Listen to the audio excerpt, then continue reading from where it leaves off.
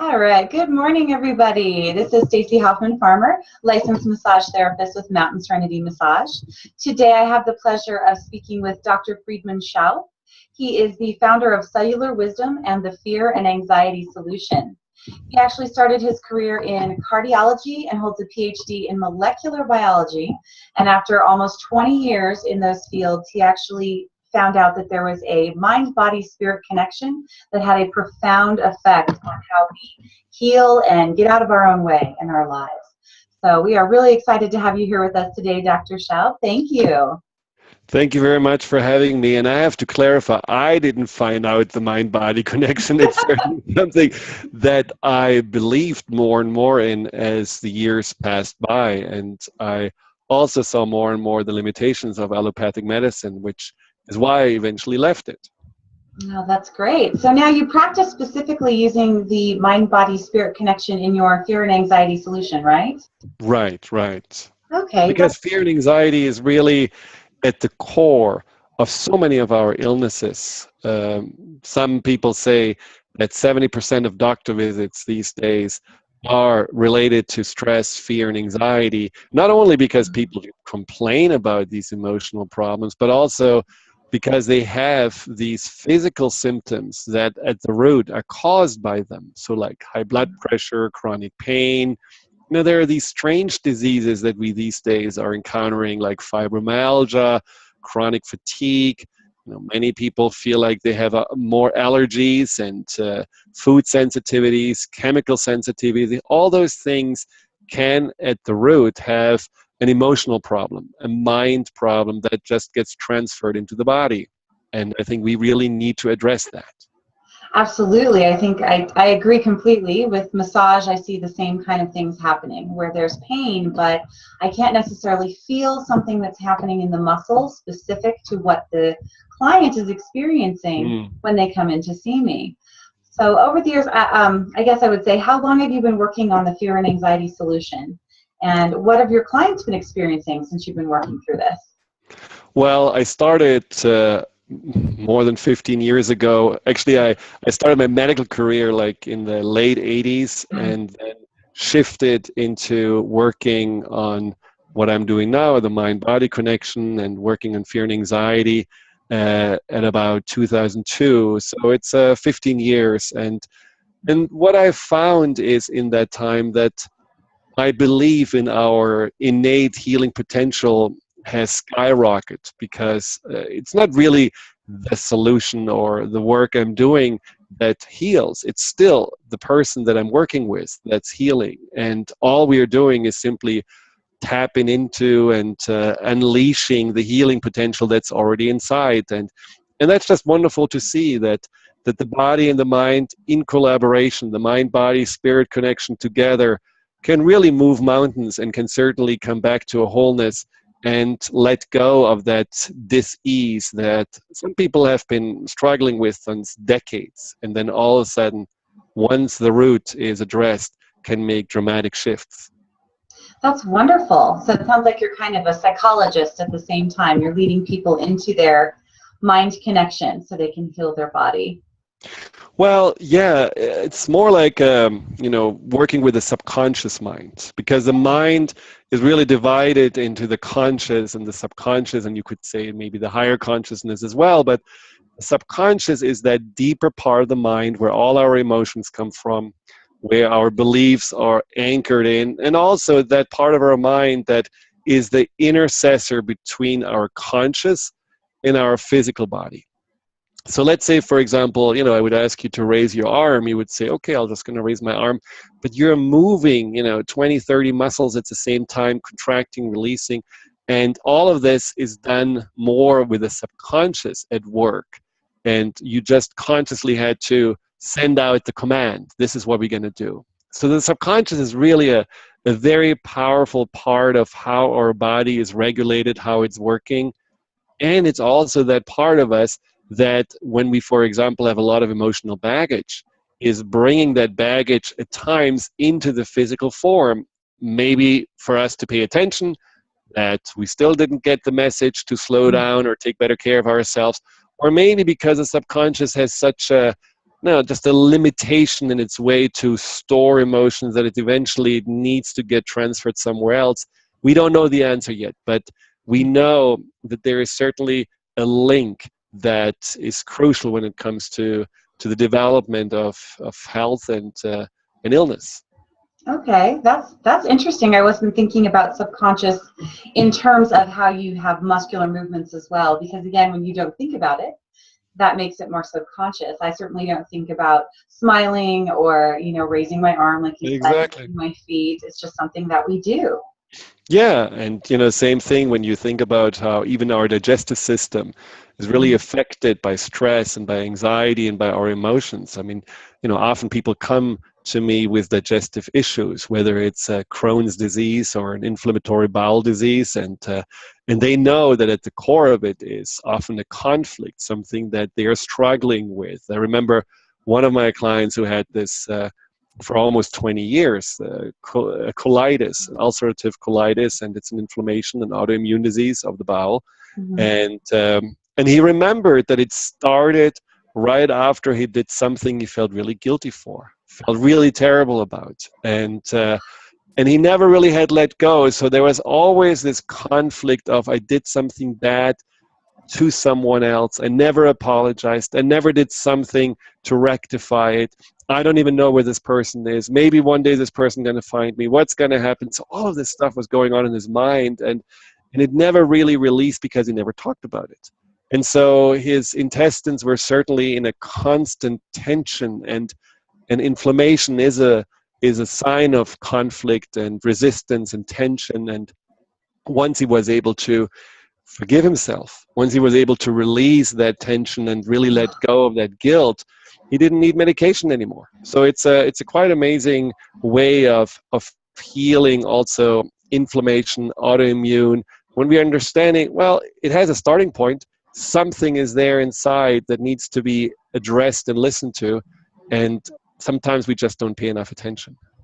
I think that's really interesting that you bring up listening to yourself and the autoimmune diseases, because I've been seeing a pattern over and over and over, and it's coming to me with my massage clients as well, that people are repressing those kinds of emotions. So yes. No one wants to feel fear, no one wants to feel anger or anxiety or nervousness, and all of a sudden they're manifesting in these crazy ways that I think have been categorized as autoimmune.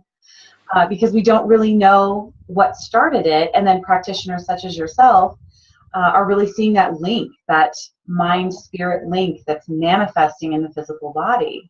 So fibromyalgia in particular, I do see a lot of that as well. It can cause such pain in such random locations throughout the body. And I'm seeing people that are afraid of something that they may not even consciously remember happening to them.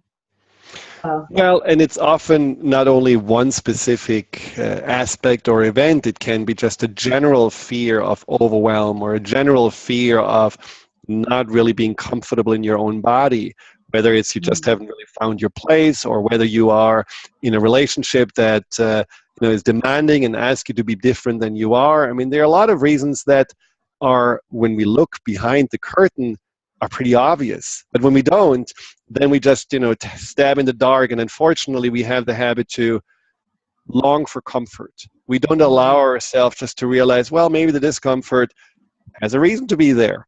Just like in a book by the Dalai Lama, which, was about happiness, and he described there how people with leprosy don't feel pain, and we all don't want to have pain, because pain is something we just feel so uncomfortable with. But these poor people, they don't have a sense of pain in their limbs, and so unfortunately they lose their limbs. It's very often that they have their finger get stuck in the door because they don't notice it, and so then they lose a finger, or they break their feet because they don't realize where they're actually located. And so the pain, which is a warning system, which is a messenger, doesn't exist, and it really is destroying the integrity of their body. And we just have to be more okay with being uncomfortable, because discomfort is not to be just suppressed and pushed away. It is actually just something that needs to be attended to and understood, and it's a loud, clear signal that unfortunately we have not really take the time to listen to and go inside and wonder, what does my body try to tell me? My body doesn't betray me. My body is not my enemy. My body doesn't want to do any harm to me. It just tries to get me maybe back on track or make some Absolutely. changes. Absolutely. I think listening to our bodies is pretty key. The underlying theme, of course, of this entire video series is really understanding what your body is trying to tell you and coming to terms with the fact that you're not separate from your body. You know, that your mind and your spirit and your body are all one thing. And I think that your work in particular has really highlighted that circle that we create with the mind, body, spirit connection. So I think your work is doing some wonderful things for people, leading them back to recognizing within themselves that they need to listen and really understand what they're feeling and going through. Well, we can really also identify more in our body the direct metaphorical meaning of symptoms, where sometimes it's very obvious what the body is trying to tell us. So when, let's say, for example, I had a client who had developed an ulcer which turned out to be cancer of the lips, just right here, and she had this out of the blue, and she didn't really know why and what was going on. Well, it turned out she came from a quite abusive relationship, and once she was out of it, she, for years, hadn't really dated, but then started dating again and started to let a man come back into her life. And that means, of course, getting close, getting intimate, means kissing, means speaking. And all of that was a part of her mind, at least, too scary. It felt too much like, wow, you're bringing yourself into, again, a situation that potentially can be as harmful and as dangerous as in the past. And so there was a conflict, there was a resistance. And she realized that because it didn't allow her to get close to her new boyfriend, and she needed to stay away, and she felt too ugly to even see him. So it was a form almost of self-sabotage. And when she released that and she realized where this all came from, the cancer healed by itself. And it was quite amazing because doctors later on said, well, we must have been wrong. It wasn't really cancer. It must have been something else because it healed. But I think we just know our body knows how to heal cancer. It's not something that the cancer is bigger and stronger than ourselves, but often there is a consciousness in the cancer. There is something that starts the cancer. And I have many stories where people can go back and say, yeah, I know exactly why that started, what was going on. And we just, need to resolve that. This is one of the major reasons why cancer comes back, because the origin of that belief or decision on a deeper level to develop cancer hasn't been resolved. And that's a very important part of healing, that we identify that. I think that's a great point, identifying the root cause of things that are happening that you're experiencing. And some can be very recent, some can be very far back in a person's history. And I personally believe that cancer is the ultimate form of manifesting an emotional issue, something that really hasn't been resolved if you're not paying attention to the earlier signals you're getting, maybe a headache or something a little more mild. And then, it develops into that further issue that can become cancer. I think that it's a Some progression. people say cancer is a way for the mind and the body to get out. It's like a social acceptable way to basically give up. And I have seen this at times where I was asking, and I always do ask people that are dealing with cancer at the beginning of the work, whether they really want to live. And of course, at the beginning, there's, of course I want. But then when they go deeper, there is this stopping and actually reflecting and realizing, well, maybe there is this idea of giving up, or it's more easy to disappear than having to deal with whatever we have to deal with. And that's something also to really realize. When we want to heal, we need to have a strong why on why we want to heal. And if there is any kind of subconscious secondary benefit for the illness, which is also true for fibromyalgia at times, people, and especially women I worked with that are dealing with that, they do feel that there is a secondary benefit, not a conscious, they're not making it up. There's something deep inside that says, well, you're better off when you're locked away in your bedroom. You don't have to deal with conflict. You don't get judged. There are no expectations on you. You can actually simply only focus on surviving on yourself. That is a pattern that can be at the root of it. And of course, in that pattern, you are like in an inner tug of war. A part of you pulls you into, I want to no longer have pain, and the other side still says, no, that's a better place, because as soon as you feel better, then all this potential danger is waiting for you. So kind of like a positive feedback to having the illness or the disease. Yeah, You're getting a positive benefit. reason. Yes. Which you're not even aware of. Those are tricky subconscious things that can happen when a disease gives you something positive that's difficult to let go of. I know it's very difficult in this day and age with all of the media and things that we have for people to really be seen as who they are and accept themselves really for who they are. And I think sometimes that plays into manifesting pain. It's not only being seen for who we are, but also realizing who we are. Because I think in our day and age, we orient ourselves so much on the external because there is so much stimulation and there is so much input on how we are supposed to think and how we are supposed to look and what we are supposed to wear and what gadgets we are supposed to buy.